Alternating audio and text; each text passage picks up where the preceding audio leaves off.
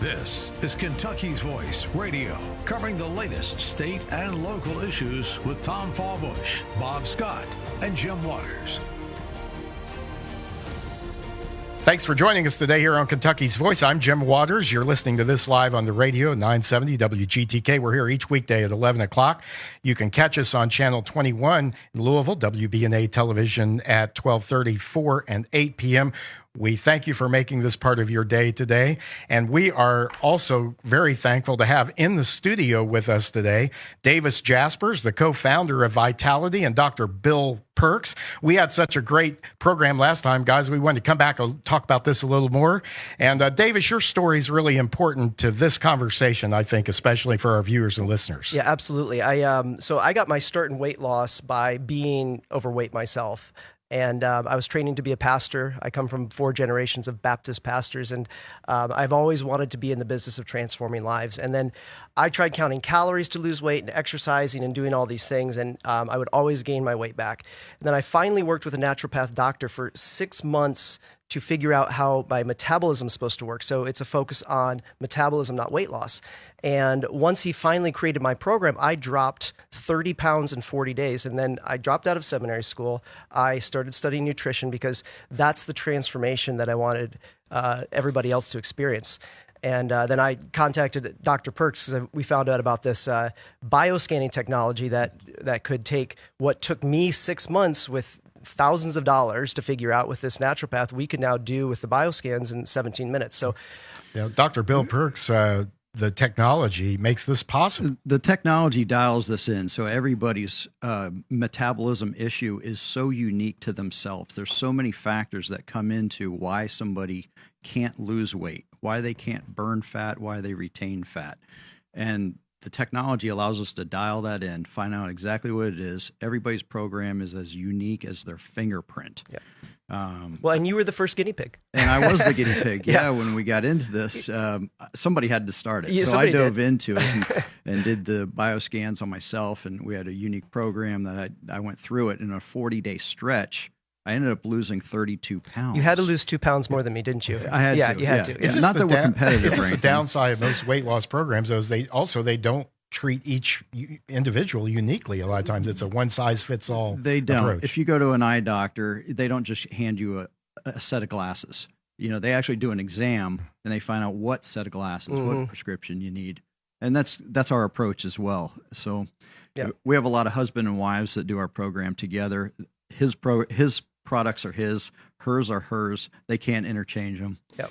Yeah. And sometimes like interchanging them would even be like the opposite of what we're trying to do, because everybody's so special. So it's like, you don't want to mix them up.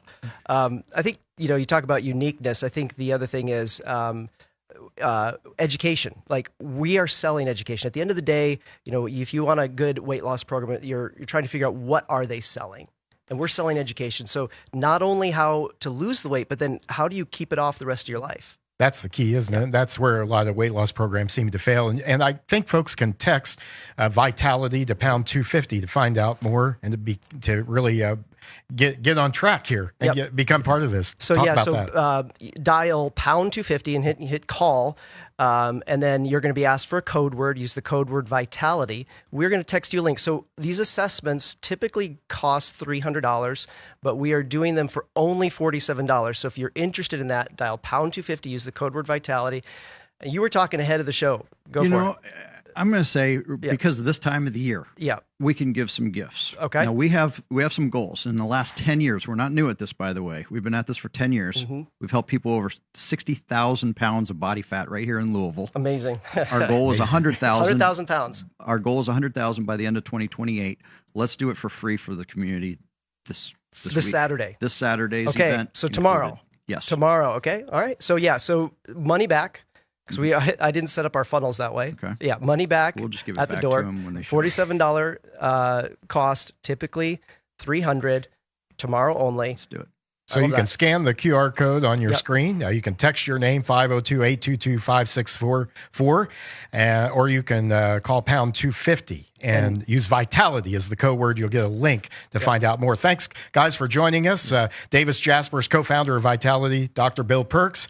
Stay tuned for more Kentucky's Voice coming up with David. Now, Back to Kentucky's Voice Radio, online at kyvoice.org.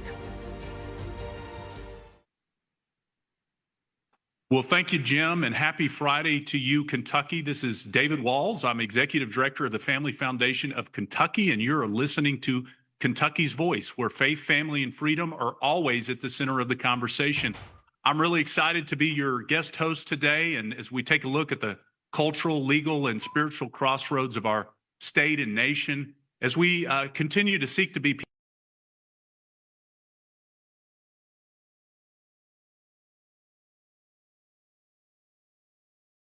today, I'm going to be joined by two very special guests today. First, Josh Wood will be joining us here just in a few minutes. Josh is Executive Director of Them Before Us. And father. And I'm also excited in the second half of the program that my friend Lori Kirkendall, who is president of Beacon Health Education Resources, will be joining us. We'll be discussing the important work that their organizations do, important policy and legal implications of that, even some political implications of that for us here in the Commonwealth of Kentucky and across the nation. But, you know, as we begin today, I just have to, continue to reflect on the life and legacy of Charlie Kirk. I know it's all been on our minds in the last week. And I just continue to be incredibly encouraged by the outpouring that we're seeing of Christians and conservatives across this nation as they are mourning but reflecting. Last night to attend.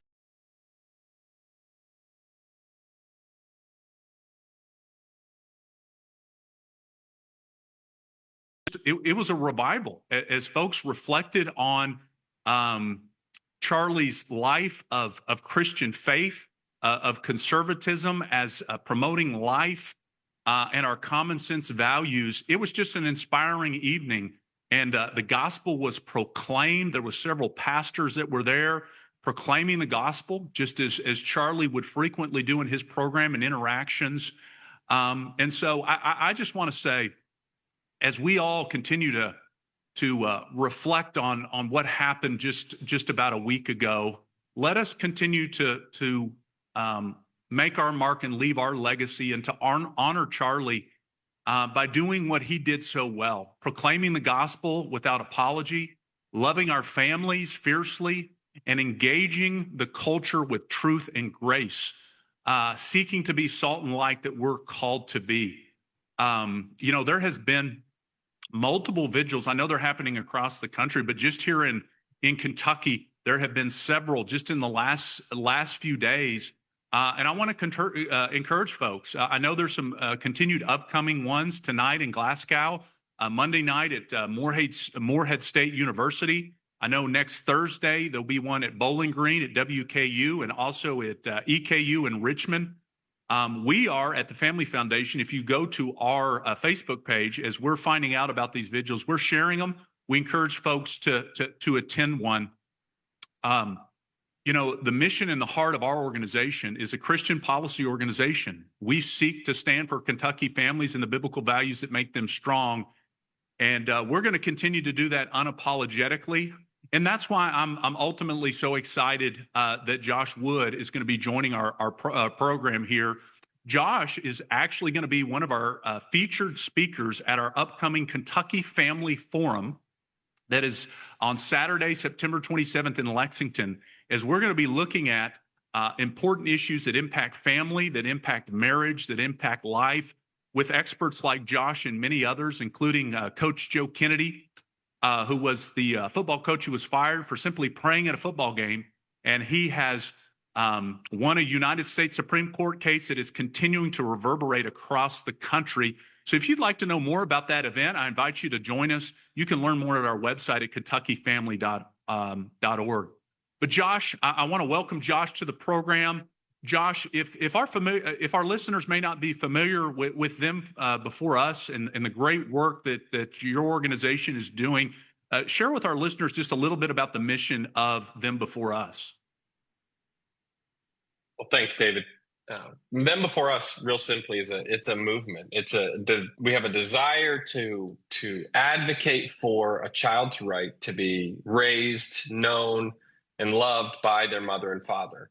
And we think that right should be protected, and we think that children could use a voice. And so whether it's legally fighting bad bills, trying to push legislators to pass good bills, or it's just in the media fighting bad ideas, putting out good ideas. And, as a Christian, a lot of it is stuff we find in the gospel, but also we think it just reveals itself in nature. That, man, when a kid is raised by their married mother and father, all the data says they do so much better. And we don't even have to go down to the Bible. The statistics show kids, they flourish when they have access to those two people to whom, that we believe they have a right. So that's our mission in the courtrooms and in the media. We're trying to push to make sure that kids preserve their relationships with their parents. They have a right to be raised by them, and making sure that happens. Yeah, I know. So the founder of your organization is Katie Faust, and Katie is just an incredible speaker, incredible witness for Christ, an incredible advocate. I know. Just share a little bit, Josh, if you would, about her story. And I'm going to mention something. We've shared this with our listeners and supporters before, but part of Katie's story is told in a powerful new documentary that was just released called Truth Rising, that was produced by some of our friends that focus on the family and the Colson Center. And I know Katie is featured in that, and folks can go to truthrising.com and watch this powerful new documentary right now. But Josh, just share a little bit about Katie and her story that led to the organization being created. Well, so many of us come from situations of family breakdown. We experienced it ourselves. Katie's parents got divorced when she was younger. Her mother repartnered with a woman, and Katie lived with them for a while. My parents got a divorce. Again, some of our other staff members have had similar experiences. The common thread with Katie's story, the founding of the organization, my story, is that we've all seen and experienced what happens when a child doesn't or isn't raised by their married mother and father. Some of us personally have experienced that. And we know that it's one thing for everyone in society to look at that situation and say, that's not ideal. We need to be guarding against that. We need to actually promote policies that incentivize families to stay together. But that's not where we are even as a culture. And that's why our organization needs to exist. Is our culture shifted to the complete other side of the fence and said, no, we're going to actually celebrate, promote, and incentivize and call this progress when these things happen. And that's why our organization is needed, is because someone has to enter the public square and remind people that inclusion at the expense of children, creating motherless and fatherless children and placing them like they're a commodity into any arrangement we see fit is wrong. It's always been wrong. But our society has moved so far that those are the marks of progress. And so our organization was founded out of Obergefell decision, out of the gay marriage case, because we wanted to restore the rights to individual citizens and to be able to protect these families and protect these kids. And that decision took away so much of that. So that's kind of our origin story, was advocating for kids, because kids don't have the ability to do that themselves. Yeah. I like to say a lot, Josh, that the work that we do at the Family Foundation and so many of our allied family policy councils across the nation, the moment that we're in right now, the battle is over the hearts and minds of the next generation. The evil one, those seeking to indoctrinate the next generation, impact the next generation, are laser focused on adults, on the wants, the needs, the desires of adults, and so many times kids are left by the wayside. Obviously, this is fundamentally true at a fundamental level in the abortion context. But one of the things I've just appreciated so much about Them Before Us is how they're really shifting the conversation around marriage and family and some of these other issues to put children back into the center of the conversation. Could you just share a little bit more about why, particularly for Christians, I would say, but really for anyone that cares about the next generation, why do we need to shift this conversation?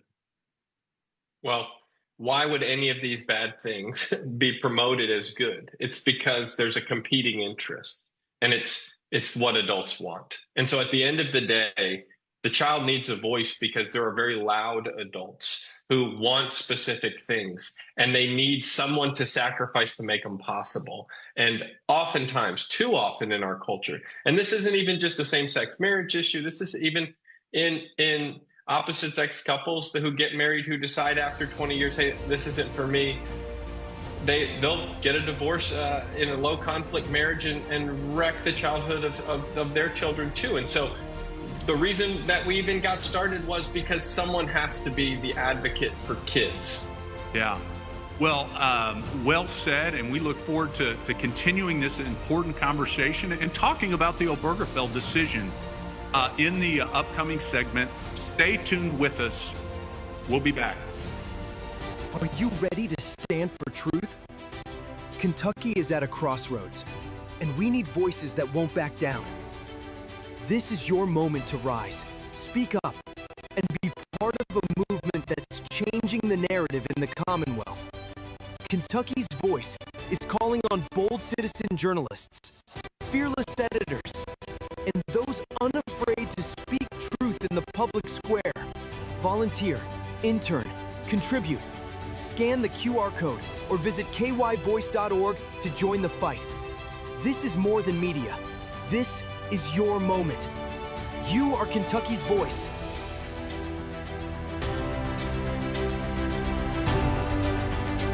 Now, back to Kentucky's Voice Radio, online at kyvoice.org.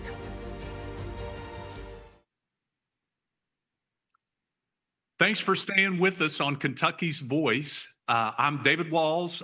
It's a pleasure to guest host, Executive Director of the Family Foundation. I'm excited that Josh Wood is still with us. Josh is the Executive Director of Them Before Us. And as we mentioned, Josh is going to be an upcoming keynote speaker, one of our featured speakers at our upcoming Kentucky Family Forum on Saturday, September 27th in Lexington. You can learn more at our website at kentuckyfamily.org. But as Josh, as you mentioned in the first segment, you mentioned Obergefell. That was the egregious Supreme Court decision. We just passed the 10-year anniversary that invented a so-called right to same-sex marriage, effectively invalidating, I think, upwards of 38 states, including here in the Commonwealth of Kentucky, where I like to remind folks, it was not that long ago that 75% of voters here in the Commonwealth went and supported the definition of marriage between a man and a woman. But it does seem like we're entering into a next phase in this conversation. We've seen some polling showing that support for same-sex marriage is starting to drop, particularly amongst Republicans. I'm a Southern Baptist, so I was encouraged to see the National Southern Baptist Convention, the largest coalition of evangelical churches in the United States, at their national convention earlier this year, had a very strong statement calling for the overturning of Obergefell. And I know this has been an important issue for your organization. And we mentioned the founder of your organization, Katie Faust. I recently saw a speech that she gave at NatCon, where she was essentially pointing out time and time again how what some of the impacts are of the Obergefell decision on children and families. And she's really done a great job. Your organization has done a great job in framing it in such a way that I think some of our listeners may not have heard or thought about the impact of a decision that seeks to ultimately redefine the most basic institution that God ordained.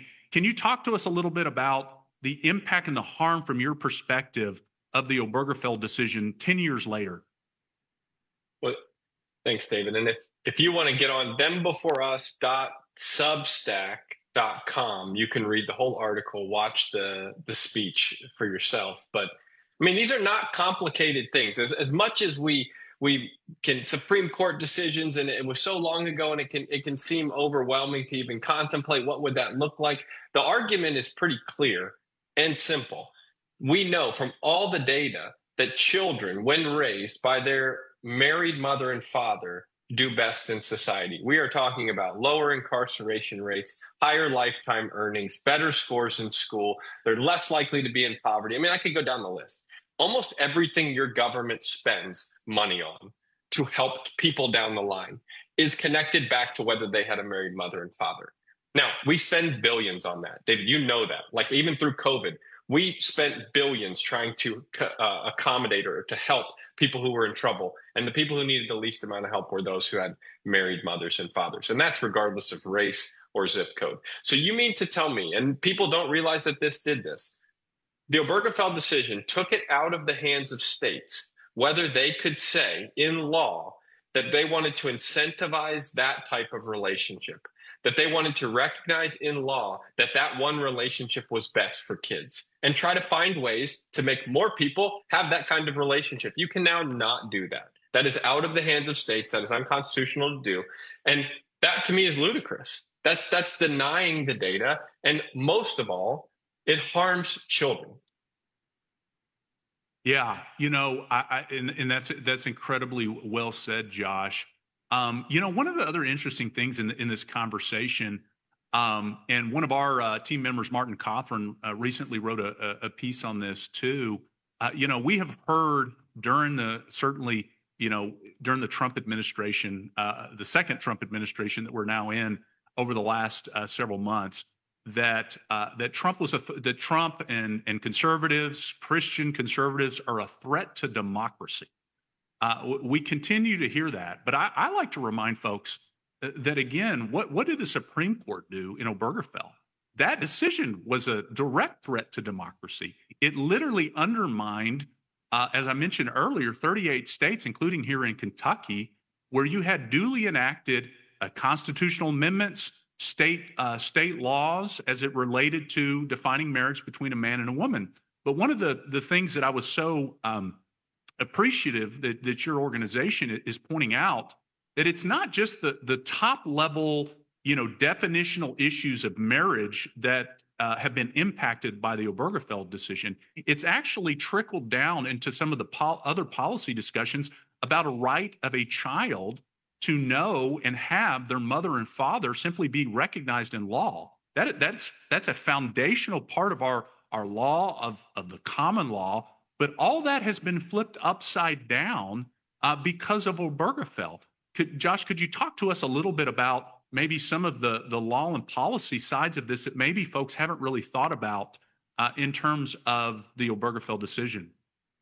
Yes, so it's the basics are that when you redefine marriage, that it's between a man and a woman, and that union creates a child. You now redefine parenthood. You can no longer say parenthood is a mother and a father, because marriage is no longer a man and a woman. And so what has had to be created out of that in order to, and you can get into the text of the Supreme Court decision that said we are going to confer all the benefits of marriage to same-sex couples now. Well, one of those things was parentage.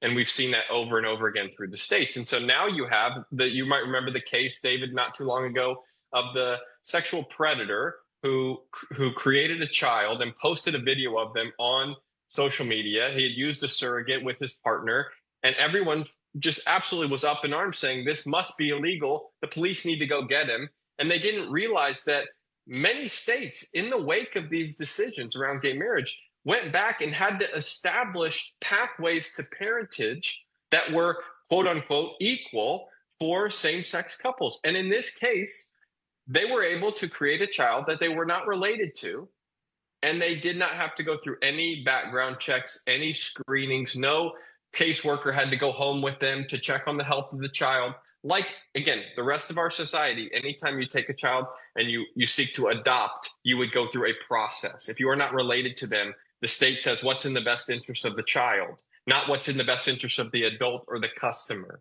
It's a child-centric institution. Adoption always has been. We had to develop all these other institutions to create children in a way that did, quote unquote, discriminate against these same-sex couples. Because, David, if you've got children, when you took a child home from the hospital, they assumed you were the parent. You were assumed to be genetically related. You didn't have to go through any screenings. They wanted that same access, and this is what it resulted in. Again, someone who is on the sex offender registry, taking home an unrelated child, no background check. Again, we think that's wrong.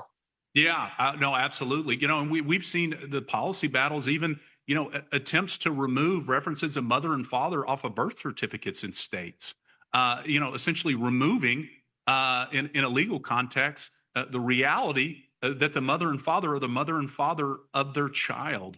One of the other interesting things, Josh, and I know we've got just about a minute, is this concept that we have to champion that children deserve a mother and father. And one of the things that I really appreciated from Katie's speech that we referenced was she pointed out how that simple, factual, truthful claim has kind of been removed from our political discourse. And we're committed, and I'm so thankful that y'all are, to championing the rights of children to know their mother and father.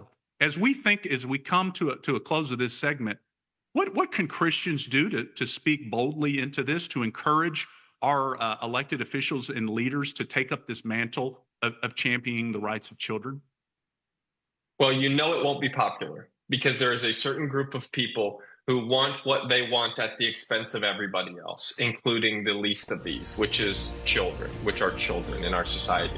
So I would say the biggest thing is, especially when we know gospel truth, and we know from Christ himself saying, fear among everything else, those who cause a child to stumble will be the ones with the millstone around their neck. I think being encouraged that we got to fear God way more than we fear man. Absolutely well said. Well, thank you, Josh, for joining us. We look forward to having you at our family forum. Stay tuned. We will be with Lori Kirkendall. Now, back to Kentucky's Voice Radio, online at kyvoice.org. Well, happy Friday, everyone. Thanks for staying with us. I'm David Walls, Executive Director of the Family Foundation of Kentucky, and your guest host today. I'm excited to welcome Lori Kirkendall to the program now. Lori is a friend, someone that I've had the opportunity to do some policy work with in the past. But Lori is the president of Beacon Health Education Resources. She has over 30 years experience in community health education, focusing on working with parents, schools, and churches and policymakers on Christian-focused sex education curriculum and policy, seeking to honor the Lord in this arena. And so I'm so thankful that she's going to be joining us here today. I'm thankful she'll be one of our other speakers at our upcoming Kentucky Family Forum on the 27th. But Lori, thank you for joining us. Thank you for having me, David. It's good to be here. Looking forward to being with you in Kentucky. Yes, absolutely. Well, Lori, in your work that you do at Beacon Health Education Resources, you emphasize the importance of equipping both children and family with the important tools to make healthy, ultimately, we hope and pray, God-honoring choices. Could you talk more just about your work and what you do? Sure. So health education, I learned in my first course at Texas A&M University years ago, was really defined by a holistic view of physical, mental, emotional, relational, and spiritual well-being, right? So a whole person thriving and flourishing is what health education, and really the field I've been a part of these years, has been about. And what I came to learn also is that it aligns nicely with the biblical concept of shalom. Really, this idea of flourishing in God's good plan for his beloved people. And so part of that has been this idea of working upstream, prevention education, upstream of some of the culture's greatest issues and concern, from injuries and illnesses, is kind of how we say that broadly, but especially around the issues of sexual health and divorce and abortion and abuse and pornography, and the list goes on, the kinds of societal ills, as I call them, that we are facing because of sex outside of God's good plan. So health education in that space is about working upstream to proclaim the truth in a context of love and support for God's good plan. And that does come down, first of all, to parents and the family unit first, and then goes out from there to churches and schools as well. So I do something sort of every day that's a little bit different with churches and schools on a local, national, and international level. Some of that is in curriculum advising, some of that is in public policy. So we can touch on all of those. Yeah, well, I look forward to the conversation here today. You mentioned family formation, marriage and family. Those are foundational creation order mandates that we have as image bearers. But there is so much debate, policy debate, political debate swirling around the issues that you're involved in each and every day: family formation, marriage, children, sexuality. As we think about these topics, what should parents and churches know about this moment that we're in right now as we all try to disciple the next generation, young people, to make God-honoring choices with their relationships? Well, our young people are growing up in a different world than we did as parents. My husband and I have 4 young adult children, so we've kind of come through some of the hardest years and are into a different kind of hard in the young adult years. But I also speak professionally out of this idea of culturally speaking. Young people are bombarded with lies, misinformation, pressure to go against God's design for identity, sex, marriage, and family. So what we want to do is unite home first, and then church, and then schools. If we can unite those 3, home, church, school, we have a fighting chance against the culture. So we've all got to roll up our sleeves and take courage, and mostly in a context of compassionate relationship and connecting with our young people to bring this truth in a way that counters the culture's lies that are coming at them from every angle. We can do this. We've got the tools in the Bible and in well-proven resources and approaches to how to do this. We can do this, and as I like to say, we must do this. But families are at stake, not just the current family unit, but I think often in the family units that will come from the youth that are sitting in the middle school classroom today as well. So our future family formation as well. Absolutely. I've got 3 kiddos, Lori, a little bit younger than yours, but man, they're growing up fast. And I just have to reflect. I think maybe one of the times that we interacted some was when I was still in Texas and working for the family policy ministry there that does similar work to the work that we do here at the Family Foundation now. I lived in Austin, Texas, and I've got to share this story because it sets up what I know, some of the lies that you do such a good job combating.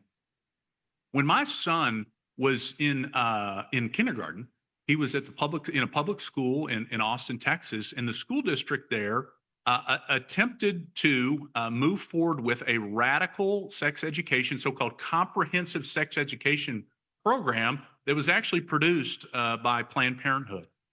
And I will tell you, Lori, I was already involved in a lot of cultural and policy battles, but that really opened up my eyes because they literally, Planned Parenthood's curriculum literally wanted to teach my child that their biological sex was, quote, assigned to them after birth by their doctor. I'll never forget reading that piece of curriculum and then asking a so-called expert from the school district, how could you possibly think that it is okay to teach my child, any child, an outright lie and tell them that their biological sex was not already determined at the moment of conception? And this person looked at me and said, this is what we're going to be teaching. And that's when I really connected the dots as it related to this battle over comprehensive sex education, that this was really just an evil ideology that was being promoted towards the hearts and minds of the next generation. Would you share just a little bit about comprehensive sex education, as the other side likes to say, and what is behind this approach and how it really does threaten our families and our children? Sure. So Fundamentally, there are two different approaches to sex education. One is comprehensive sex education. I usually put that in quotation marks and say it's a so-called comprehensive sex education. That is the terminology that has been used for several decades. That is fundamentally opposite of the sexual risk avoidance approach, or what I call the optimal health approach as well. And I'd like to distinguish those two. A lot of people misunderstand or assume comprehensive. Sure, sounds good. Why wouldn't we want that? And yet at their very basis, there is different. Very different. So comprehensive sex education is rights-based. They also will say they are pleasure-based. They are fundamentally based on the rights of children to enjoy full sexual expression and enjoyment, and often they use words around pleasure as well. So that's going to be very different. They assume children are sexual from birth, and their language is around that sex is a normal, appropriate part of adolescent development. Well, that's very different than what you and I think. It's very different than what sexual risk avoidance teaches, where you can hear in that language of risk avoidance, avoiding the risks of sexual activity. And the best way to do that is to delay sexual activity until marriage. What a good idea God had when he set it that direction, because we know sex outside of that plan is very costly across all of those dimensions of physical, mental, emotional, relational, and spiritual health as well. So that's going to be a fundamental difference between comprehensive sex education and SRA, sexual risk avoidance. And I'd like everyone to kind of get used to that language in terms of policy and curriculum as well. Comprehensive sex ed gives a dual message. They will say abstinence is a good choice, but so also is condoms and contraception and consent. So condom, contraception, and consent, those C's get you the clearance for an appropriate, healthy decision about sex for adolescents as well. Whereas we're going to give a clear directive message that says saving sex for marriage is the best for your health. Sometimes they try to discredit our message as a religious message. And while certainly it can align with our religious values, we can absolutely stand on the health and medical information that supports sexual risk avoidance, the optimal health for all young people. Absolutely. And as you mentioned, gender ideology, sexual orientation, all of that is a part of comprehensive sex education. How they teach about normalizing contraception use is very different than the kinds of information we give young people about contraception and their effectiveness, but also their risks and side effects that can be there as well. So just total difference that should be aware of. As you said, Planned Parenthood is in the comprehensive sex education business, and for good reason. They want to win clients to their services. So if they can win the hearts and minds of our young people, they will go to Planned Parenthood for their birth control pills.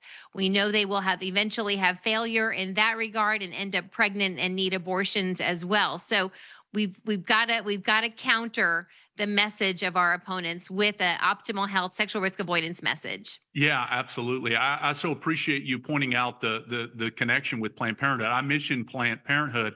A lot of folks, I think, just don't realize how important this is to their evil business model. And as you said, Lori, this is a part of getting children to engage in sexual activity, because it creates future potential abortion clients when they do that. And then obviously they are now, one of the biggest organizations involved in the radical gender ideology movement and the gender transition movement. And I think we need to expose and let folks know when you see, a new curriculum that's being considered in your school, you really need to find out what organizations are behind it. And I think a lot of parents might still be surprised to know some of the organizations that are behind some of this curriculum. Well, we look forward to continuing the conversation with Lori in the next segment. Stay tuned with us. Kentucky's Voice is your home for real news, real people, and real answers. But we can't do it without you. Your financial Apologize, my lawnmowers are here. Can you hear them in the background? Hold leaders accountable and give a voice to the people of the Commonwealth. Join the fight today. Give online at kyvoice.org or text KYVoice to 53555. Every gift makes a difference. Stand with us. Speak up.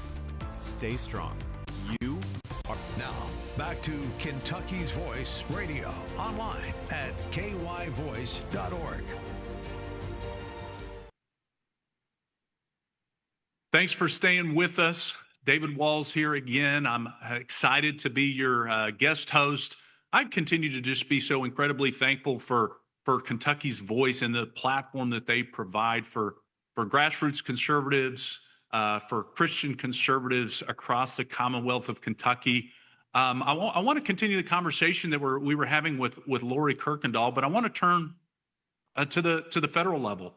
And I continue to be incredibly thankful for the work that the Trump administration is doing, trying to combat and root out radical gender ideology and our taxpayer funding of it that we saw become so rampant during the Biden administration. And one of the noteworthy things that the Trump administration recently did was they put, I think something like almost 46 states on notice, including Kentucky, including our Commonwealth here, that they needed to eliminate radical gender ideology from the personal responsibility and education program, sometimes referred to as PrEP.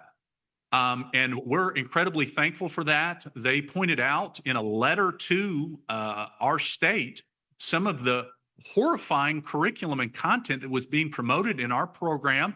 Obviously, this all follows the responsibility of our governor and his administration that we know continues to promote and push this harmful ideology on children. And so we have, at the Family Foundation, we actually have a call to action. If you go to our website at kentuckyfamily.org and go to our Take Action page, you can send a message to our governor and others in his administration, urging him to do exactly what the Trump administration is demanding in this letter, to say, we want to remove this radical gender ideology from these programs. Our tax dollars should not be paying for it. And it was not a part of the program that was authorized by Congress. But Lori, I know you were an expert as much as probably anyone in the country about some of these programs. Talk to us a little bit about this PrEP program and maybe how some of the federal programs interact in this arena, and why it's so important that we take a close eye on what these programs are being used for. Sure, thank you. So there are several funding streams that come down from the federal level on teen pregnancy prevention. It's in the benefit of the government to reduce teen pregnancy because of its burden as a public health concern and the cost to taxpayers and all of that to support pregnant and parenting teens. So there are several funding streams. Some of those come specifically for sexual risk avoidance programs. As we talked about, those are good dollars for good programs. And then there are other streams, the PrEP program, as you've referenced. Another one is just called TPP, Teen Pregnancy Prevention. Both of those have had policy notices now coming down from the federal government to align with President Trump's executive order that was brought forth in January, posted in January, to end radical indoctrination in K-12 schools around gender ideology. I love the language in that executive order about restoring biological integrity. That's what we want for our schools. So it's really been this cleanup across the federal agencies now, where they're recognizing how many federal dollars are funding this radical indoctrination. So they're doing that through these funding streams, the specific programs of PrEP and TPP, that those programs are teen pregnancy prevention programs. They shouldn't be in the business of promoting gender ideology anyway.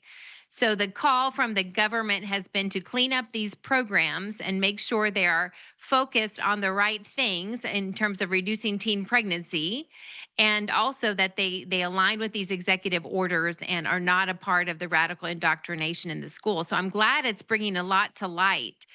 Not all programs in schools are funded by TPP or PrEP dollars, but many of them are. So the call to action is great, and I would expand it a little bit farther to say everyone should know what's being taught in their schools. We've got local control in place, which means local school districts choose their own curriculum, and we want to make sure that they make those choices that are in line with those directives as well, and with our family values as well. So yeah, get involved and find out what's being taught and put that pressure to align with these executive orders. Absolutely, and I appreciate your reminder and your call to action that as parents, as citizens, as local taxpayers, we need to know what's being taught in our local schools. Lori, you have been involved in a lot of those local and state level policy battles. We have been involved in some here in the Commonwealth of Kentucky as well.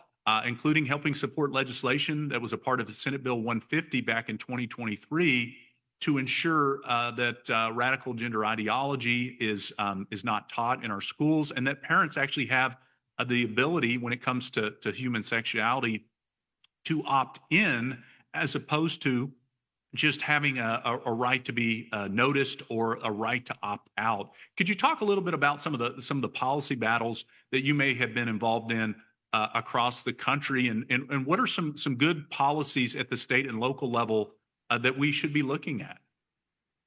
Well, let's start with opt-in. That's a good one that you all have in place with about 5 other states as well. We just had it reenacted here in Texas as well. Opt-in puts the power over what young people receive in sex education in the hands of parents, where it should be. It requires active written parental consent for any teaching of human sexuality to their young people. So that's a good policy that I hope, in light of all that's being talked about now from the Supreme Court decision around opt-out, I want us to keep marching towards opt-in, and I'm glad that you all have as well. The other important policy factor is looking at state education standards. So when you look at state and curriculum, because of the 10th Amendment, all curriculum for education happens at the state level. There are no federal standards.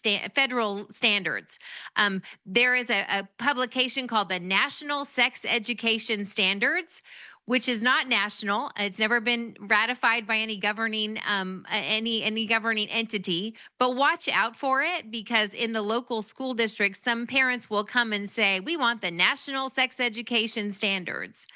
Well, education standards happen at the state level.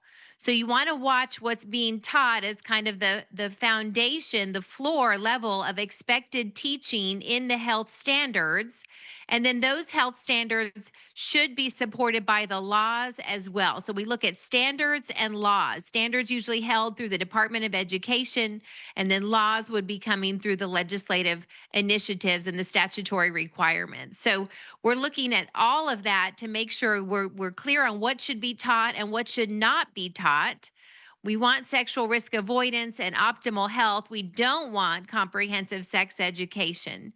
So we know what's really best for the young people. And some of that starts, honestly, with looking at the health needs that are going on in the state. And unfortunately, with the push for comprehensive sex education, sexually transmitted diseases are worse than they have been. And we want to look at that. The most common one right now is congenital or newborn syphilis, which is just the harsh reality of where we get if we are not clear in a sexual risk avoidance message, helping young people avoid sexual activity. So getting informed, I think that policymakers need informed on the health issues, that these aren't just discredited as religious issues, that they really affect the short and long-term health of young people. Yeah. Well, and Lori, I want to shift our focus out a little bit, because there's another interesting, very concerning trend that we're starting to see talked about a lot more. Even a recent study that was just kind of opened, I think, a lot of folks' eyes. And it is dealing with the fact that birth rates and marriage rates are going down tremendously, which is obviously tragic. It has huge implications here in the United States, and I would say, across the West and across the world. This recent NBC study that was recently came out showed some interesting stats that say that in 18 to 29-year-olds, amongst young men, the desire to have marriage and to have children was actually very high, maybe even number one. But amongst young women, it was at the bottom of the list. I can't help but reflect. We talked a little bit about earlier in the program about Charlie Kirk and his legacy, and I'm just so thankful for the powerful witness and voice he was of the beautiful reality that one of the best ways you can leave a legacy and make an impact is to get married, to have children, and to disciple your kids and pass on your faith down the line. But what does it say about the culture that we're living in right now to see marriage and birth rates falling so precipitously? I'm so glad you brought this up because it is a concern that a lot of people are not aware of, although I think it's starting to get a little more traction and attention, that we have so prioritized career and academic pursuits that we've missed prioritizing family, marriage, and family pursuits as well. I think it starts with what we're modeling in terms of helping young people aspire to marriage and family. Are we modeling it in a way that makes it attractive that they would want to have a marriage and a family? Or have we so debunked it? Oh, the ball and chain of marriage and kids are just took my life away, sucking everything out of me, all of this, like we've made it so negative, and yet it's a beautiful gift from the Lord. Our culture has so devalued marriage and family. We've devalued women. And so that women are trying to make this comeback in terms of power and, and I can do everything you can do. And some of that in a way to think of it. But I think we have to make sure that as parents for our young people, we're giving them a beautiful example of marriage and family that would be desirable. And then we have to be about thinking through their goals and objectives, not just prioritizing sports and academics, but we've got to be thinking about how does family fit into your short and long-term goals as well? And have we addressed this idea that if you wait too long, fertility goes down, and that's why we've got delaying marriage and delaying parenthood, which decreases fertility, and there's a whole lot of complicated equations in there. But my hope is that we can help young people aspire to have good marriages and strong families. Amen.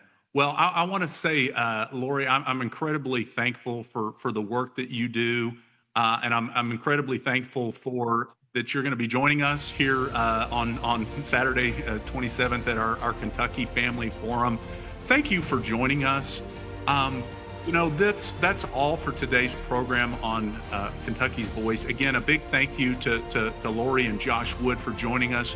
Folks, the battle for faith, family, and freedom isn't just happening in Washington, D.C. It's happening right now in our communities, in our schools, in our churches, in our communities. Be engaged. Be the salt and light you're called to be.